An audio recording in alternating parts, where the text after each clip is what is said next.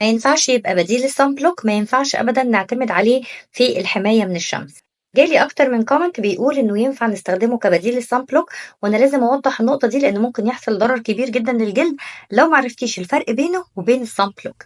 الزنك أوليف يا جماعة رغم إن هو فيه 50 SPF فيه عامل حماية من الشمس. الصن بلوك أو الصن سكرين مصممين بطريقة معينة علشان يحموا البشرة من الأشعة الفوق بنفسجية اللي هي الUVA والUVB.